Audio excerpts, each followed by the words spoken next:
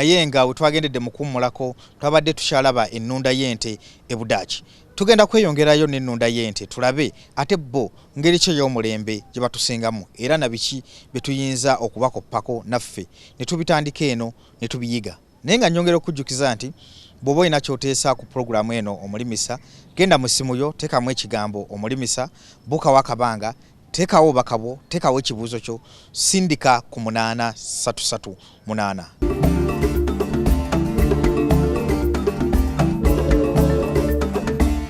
They give more meat and they give milk. Our top milking cow is now 50 days in production. It's for the first time calved. Ronald Pelgrom bw'ayogera ku byobulimi abyogeza bumalirivu n'obwagazi era nga yagamba nti ng'oggyeko ebirungi ebiri mu kulima gamba nga ssente obumalirivu n'obwagazi bwakulembeza mu mulimu gwe. It's easier to do one thing very good than doing 10 things not so good. But whatever you do, when you do 2 things or 3 things or 1 thing, think about margin. Ronald ono yawangula empaka z'abalimi mu Netherlands eziyitibwa Audience Award in the Contest for Dutch Agricultural Entrepreneur mu mwaka gwa 2014 okufaananako n'omulimi asinga wano mu Uganda. Faamu ya Ronald esangibwa mu masekati aga Netherlands era ng'eriko ente 7 nga buli emu evaamu liiters 30 buli lunaku. Bw'otunuulira omutindo gw'ente z'amata mu ggwanga lya Netherlands oyinza okugamba nti omutindo gwe gwa wansi nnyo ddala. So nga mu Uganda Ronald yandibadde afunira ddala ensimbi eziwera ddala obukadde 3 buli lunaku. Ronald yakulira mu famire ey'abalunzi era ng'omulimu guno yagusikira okuva eri kitaawe ne bajjajjaabe. Kino naye n'akikolera ddala ng'akolera wamu ne famire ye okuba agazisa ebyobulimi. About 6 hours a day outside. We wanted to have them more outside, but it doesn't work because we work at 53 hectares of land. Ng'oggyeko obwagazi n'obumalirivu Ronald bw'ayolesa ku faamu ye amata gajja mu nte ze agongerako omutindo. Agamba nti okufuna ssente ezeegasa mu ggwanga lya Budaki omuntu ateekeddwa okuba ng'alina ente nnyingi kyeyava asalawo okutandika okukola ice cream okuva mu mata era nga kino kimuyoledde ensimbi eziwerako. This business. For me it's very nice that I can still have 70 cows and it's working and we expand in making ice cream because there's more margin in ice cream than in cows, and cows need attention.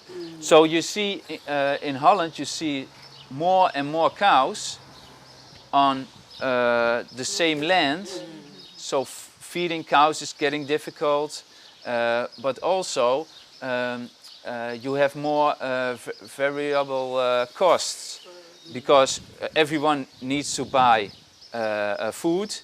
Everyone has to get rid of the manure of the cows, and milk price is going up and down because it's all over the milk price is going all over it's a world market, the milk price. And our ice cream, it's a regional country price. We say this is the price, and you have to be very strong. Every customer who buys ice cream at our place, whether he takes a restaurant, whether he takes 10 liters or 100 liters, everyone the same price. Mu kutandika okukola ice cream, Ronald teyalina ssente nga bwe guli ku balimi baffe abasinga Uganda. Agamba nti yagenda mu banka emu ey'obwegassi mu Netherlands ne bamuwa looni n'agula ekyuma ekikola n'okupakinga ice cream kati emyaka 10 egiyise. I started with one machine and selling ice cream on a bike, and in 70 years we managed to build a company that's one of the biggest ice cream sellers in Holland. We make ice cream from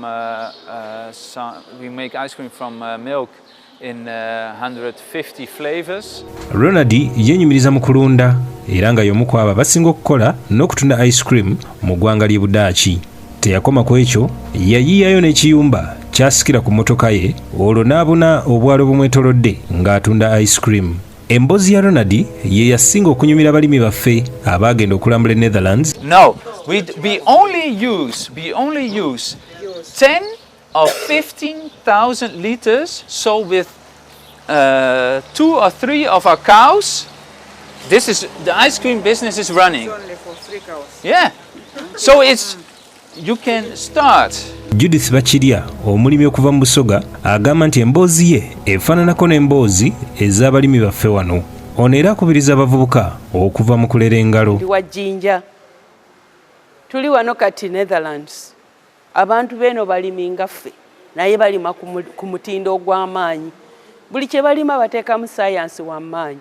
Olwaleero tubadde ku ssomero abakola ebintu byabwe balima basomesa abaana ate ne batunda ate ne bakola amagoba. Ne tubeera n'awalala mwana muto yajja ku faamu n'ajijja ku taata we kati agiwadde omulembe. Taata we yali ali ku nte naye kati omwana ayongeddemu amagezi. Akola cheese, akola yogurt, akola milkshake n'akola ne ice cream. Kati ate n'agenda mu nsi yonna nga yeetooloola ne vaani ye ng'atunda ku masomero, ku mbaga, ku lumbe. Kati n'afuna ssente nga ziwerako. Kati ye ayongeddemu amagezi.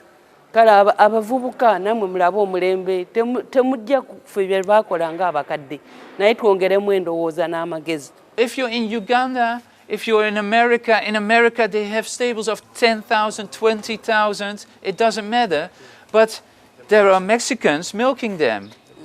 So you have, when you count it back all, you have 70 cows per person and you're busy enough. In my opinion, when you can't make enough money with 70, why you have to have 140?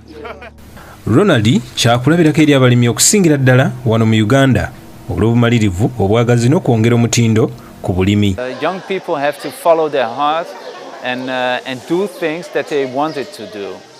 And money isn't always leading. So it's very important that you do what you want and you have pleasure in it. So you can have a good life and a nice company. And it starts with passion. Katugendeko mu kyokuyiga naye nga jjukira ekyokuyiga kino kikutuusibwako bannaffe abannakabiso farm basangibwa Kavule Katende ku lw'e Masaka. Bakugamba gendayo ogule enkoko eza kroira ez'olunaku olumu n'ez'omwezi omulamba. Ekyokuyiga mu programu Omulimisa kikutuusibwako Nakabiso farm abasangibwa e Kavule Katende ku lw'e Masaka. Essuubi liriwa ku balunzi ba kuno. Ekisooka manya olulyo olulungi olufune ate weekuume ng'omanyi enkwasa y'omutindo w'ogijja. Ekyokubiri olina okumanya enkazi eriko omusalo olwo ogikuba empiso ewakisa mu budde. Ekyokusatu kuuma ebikwata ku mirundi gy'owakisizza. Ekyokuna ennyana zirabirire bulungi. Kyokutaano liisa bulungi ng'entoziwa emmere emala. Ekyomukaaga yingira ekibiina ky'obwegassi. Ekyomusanvu fuba okwongera ku mutindo. Ekyomunaana faayo nnyo ku biki by'okola olwo naawe weeyagalire mu bulunzi nga bannaffe Abadaaki. Nkakasa nti olina bingi by'oyize okuva gye twatandikidde mpaka wano we tufundiikiridde programu eno Omulimisa. Olabye abalunzi Budaki gye balundamu ente. Weewaawo nti bo batuliko waggulu naye ate waliwo ebintu naffe bye tuyinza okutandika empola oba olyawo ne tubaako wetutuuka. Olabye nti ekisinga obukulu ku bo nti obwegassi kintu kikulu nnyo. Okugattako omutindo, okukuuma olulyo. Abaffe gw'okimanyi nti olulyo kyekikulu ennyo mu kulunda kubanga ne bw'onooliisa obulungi ne bw'onookola otya nga tolina lulyo ente tejja kukuwa amata gamala.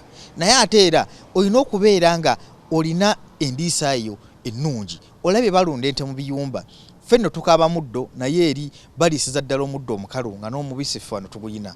Ebyo singa tunaagenda mu maaso naffe ne twongera obuyiiya n'obutetenkanya ne tuba nga twembuleesinga tekinologi n'ebirala ebiringa ebyo tujja kubaako nnyo we tutuuka mu bulunzi n'obulimi okutwaliza awamu. Awo nno siyinza kusukkawo akuume atakuumira mpeera.